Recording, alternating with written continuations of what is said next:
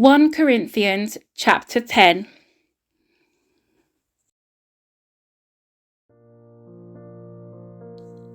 I don't want you to forget, dear brothers and sisters, about our ancestors in the wilderness long ago.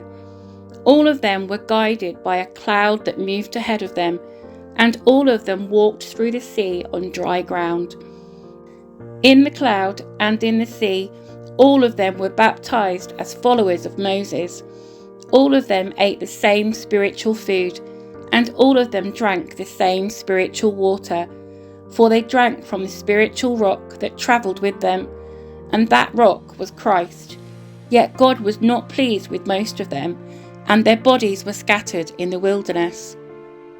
These things happened as a warning to us, so that we would not crave evil things as they did, or worship idols as some of them did.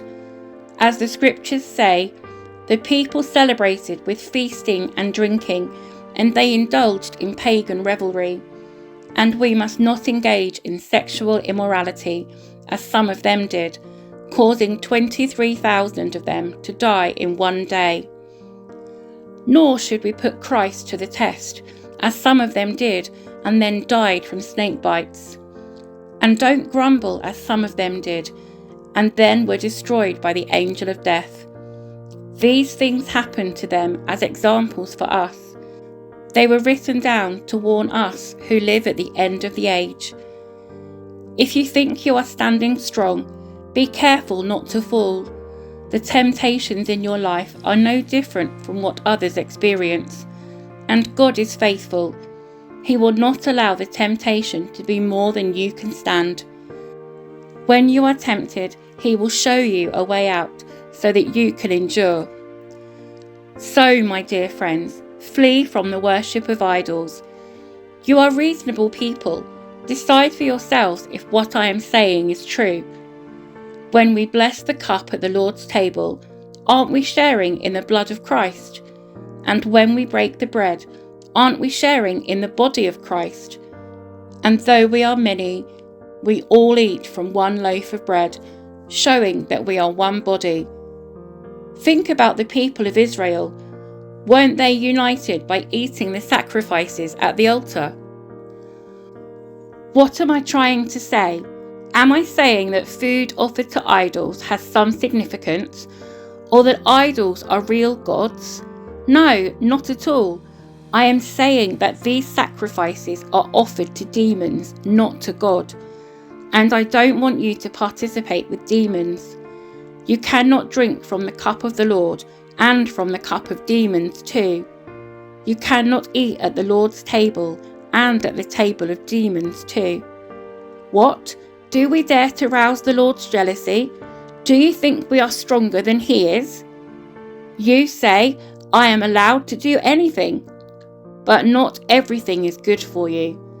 You say, I am allowed to do anything, but not everything is beneficial. Don't be concerned for your own good, but for the good of others. So you may eat any meat that is sold in the marketplace without raising questions of conscience, for the earth is the Lord's and everything in it.